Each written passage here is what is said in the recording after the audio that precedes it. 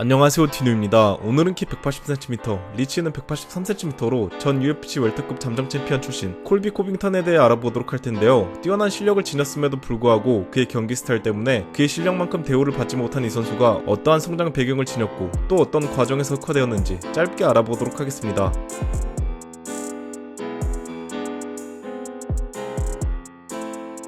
1988년 2월 22일 미국 캘리포니아 클로비스에서 3남매 중 둘째로 태어난 코빙턴은 어렸을 적부터 다른 아이들과 같이 프로레슬링을 보고 자라며 평범한 유년기를 보냈다고 합니다. 이후 그가 8살이 되던 해 그의 가족은 캘리포니아를 떠나 오레곤으로 이주하게 되며 이곳에서 레슬링을 시작하게 된 코빙턴. 비록 가정 형편이 녹록치 않아 험한 동네에서 자라게 된 코빙턴이었으나 왜소한 체격이었음에도 불구하고 할 말은 다 하고 살았다고 합니다. 하지만 고등학교 진학 이후 왜소한 체격으로 인해 괴롭힘을 오지게 당하게 되었고 대학교 레슬링 선수 출신이던 그의 아버지의 조언에 따라 레슬링을 적극적으로 활용하게 되며 이내 괴롭힘에서 벗어나게 되었다고 합니다. 이후 학교에서 레슬링 선수로 활약하며 그의 고등학교 마지막 연도에는 주 대회에서 우승을 하게 되었고 고등학교 졸업 이후 레슬링으로 입지가 있던 애리조나 주립대학교에 진학하나 싶었지만 성적 미달로 인해 아이오와 중앙전문대학교로 진학하게 되었고 이곳에서 NJCAA 즉 2년제 대학 소속 레슬러들끼리 붙는 대회에서 천년도부터 34승 무패 전적과 함께 전미 우승을 거두게 되는 코빙턴이었습니다. 이후 레슬링 명문 아이오와 대학교로 편입하게 되어 이곳에서 미국 내 1100여 개의 대학교들이 경쟁하는 NCAA에서 활약하게 되지만 2학년을 마치고 3학년 학기가 시작되기 전 여름방학 음주운전뿐만 아니라 경찰들과 추격전까지 벌이는 대형 사고를 치게 되며 아이오와 대학교에서 1년 동안 레슬링 선수 자격금지 처분을 받게 되는 코빙턴이었습니다.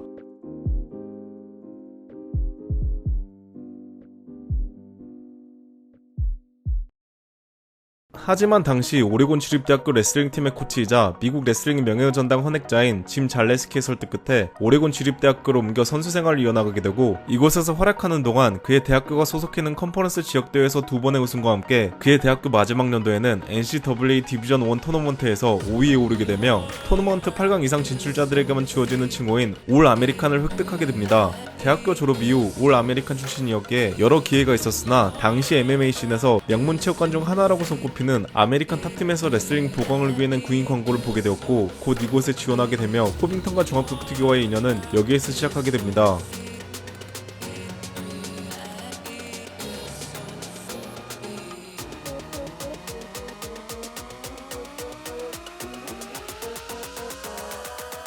(2012년 2월 11일) 그의 고향 오레곤주에서 가진 데뷔전을 시작으로 2014년 중순까지 5경기를 치러 모든 경기에서 승리를 거두게 되고 이후 플로리다에서 코빙턴의 명성이 자자해 경기 상대조차 구하기 힘들어진 시점에서 UFC로부터 오퍼가 들어오게 되며 드디어 2014년 8월 23일 UFC 파이트 나이트 48에서 UFC 데뷔전을 치르게 되는 코빙턴. 압도적인 퍼포먼스를 선보이며 1라운드 TKO로 메이저 단체 데뷔전을 장식하게 됩니다. 이후 경기에서는 TUF 브라질 출신 다그너 실바 또한 일방적인 경기력을 선보이며 3라운드에서 서브미션 승리를 거두게 되고 다음 경기에선 경기 3주를 앞두고 대타로 투입되어 주짓수 블랙벨트이자 베테랑 파이터 마이크 파이를 상대로 반전 없는 경기력을 선보이며 만장일치 판정승과 함께 연승 행진을 이어나가게 됩니다. 하지만 다음 경기에서 TF 브라질 시즌3 미들급 우승자 출신 월리 알베스를 상대로 치르는 경기에서 길로틴 초크로 인해 1라운드에서 탭을 치게 되며 생애 첫 패배를 당하고 마는 코빙턴이었습니다.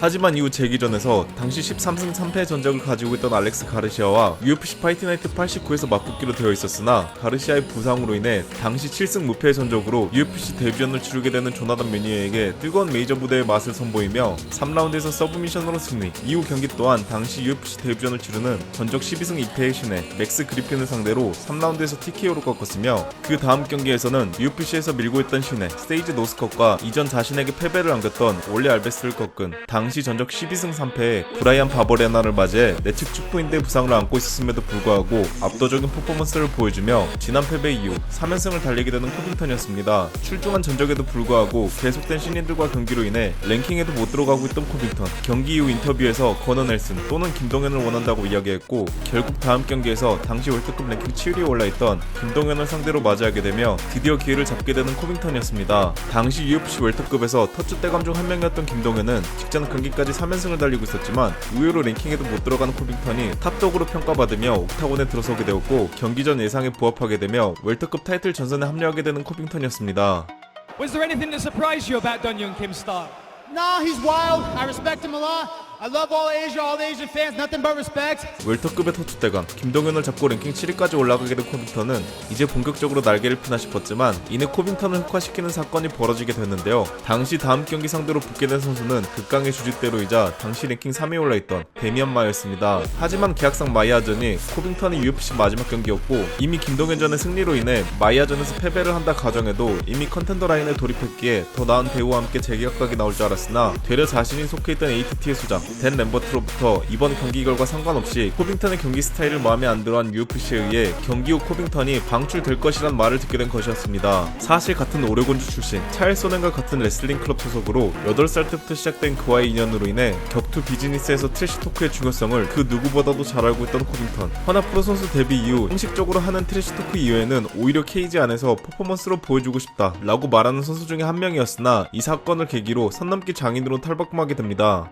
And they're telling me after I've just beat the number 6 guy in the world, Dong Hum Kim, they're going to tell me they're not going to re-sign me. It's just, you know, it hurt. You know, I knew I had to make a change. I had to do something that was going to get the fans involved, make it a circus. You know, because this is the circus business. You know, so. 시작된 경기에서 비록 주짓수 원툴이자 동시에 타격고자라는 이미지가 있던 마이아에게 컷까지 입게 되며 이미지를 구긴 코빙턴이었으나 2라운드부터 마이아의 태클을 모두 막아낸 이후 페이스가 떨어진 마이아를 상대로 일방적인 경기 내용을 가져가며 만장일치 판정승을 거두게 됩니다.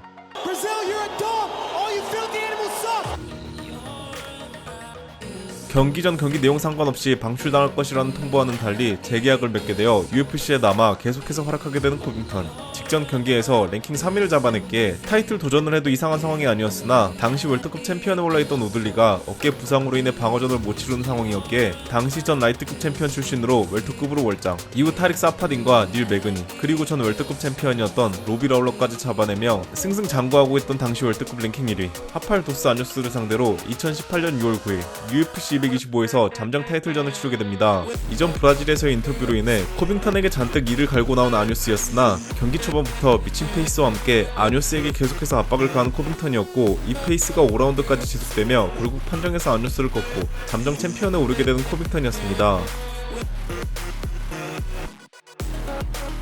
비록 이 경기 이후 잠정 챔피언 타이틀과 함께 기본 수당으로만 전경기 39,000달러에서 약 10배가 상승한 35만 달러를 수령하게 된 코빙턴이었으나 바로 다음 달에 두 달 뒤 2018년 9월 8일에 열릴 UFC 228에서 챔피언 타이론 우들리를 상대로 타이틀 통합전이 추진됩니다. 당시 코빙턴은 UFC 담당이 소견 아래 코 수술을 받은 지 얼마 안 된 상황이었기에 복귀 시기는 5개월에서 6개월 뒤인 2018년 12월 정도로 잡혔음에도 불구하고 UFC 측에서 이 경기를 추진시키려고 했고 코빙턴이 이에 응하지 않자 아뉴스전 승리 이후 약 한 달 반 만에 코빙턴에게 잠정 타이틀을 박탈함과 동시에 다음 타이틀 도전자로 데런티를 선정하는 UFC였습니다. 비록 잠정 챔피언 타이틀을 박탈당한 코빙턴이었으나 사실상 월드컵에서 넘버원 컨텐더는 코빙턴이었기에 직전 경기에서 데런티를 꺾은 우들리와 이제는 정말로 경기를 치르나 싶었지만 같은 해 11월 30일 TUF 시즌 28 피날레에서 카마루 우스만이 하팔 도스 아뉴스를 상대로 인상적인 경기력을 보임과 동시에 체급 내에서 9연승을 달리게 되었고 이를 마음에 들어한 데이나 화이트가 우스만을 다음 타이틀 도전자로 선정하며 또다시 낙동강 오리알이 되어버린 코빙턴이었습니다.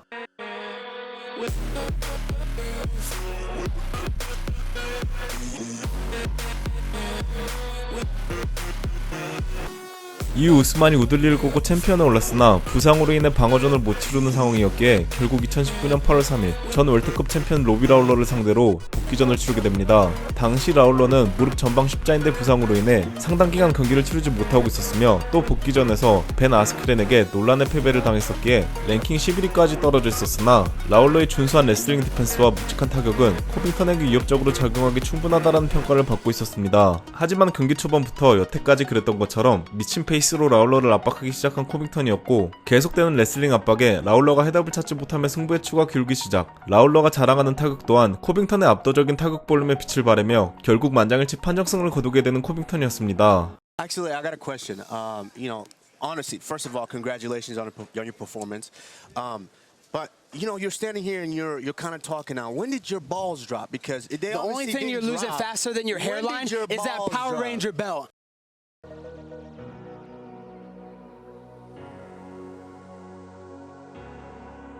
이후 챔피언 카마루 우스만이 복귀하게 되며 드디어 타이틀전을 치르게 되는 코빙턴. 경기 전 수많은 설전이 오갔고 이전 코빙턴이 브라질에서 했던 인터뷰와 그가 트럼프 지지자라는 점, 반대로 우스만은 많은 브라질 출신들의 팀메이트와 코치들을 두고 있었으며 이민자 출신인 점이 상반되어 그들의 설전으로 인해 수많은 기사가 쏟아져 나왔고, 이 와중에 코빙턴은 2018년 세상을 떠난 우스만의 코치까지 언급하게 되며 많은 이들의 눈살을 찌푸리게 했습니다. 여러가지가 복잡하게 맞물린 이 경기에서 여태까지 보여주었던 싸구려 마이크 호크와는 달리 볼륨을 앞선 타격 전략으로 많은 유효타를 챔피언에게 적중시키며 명품 경기력을 선보인 코빙턴. 또한 우스만의 묵직한 펀치들도 버텨내는 모습을 보여주며 3라운드까지 대등한 경기 양상을 펼쳤으나 이내 턱이 부러지는 부상을 입게 되었고, 이후 라운드들에서 전사의 심장을 보여주며 경기를 이어나간 코빙턴이었으나 결국 5라운드에서 TKO 패배를 당하고 맙니다.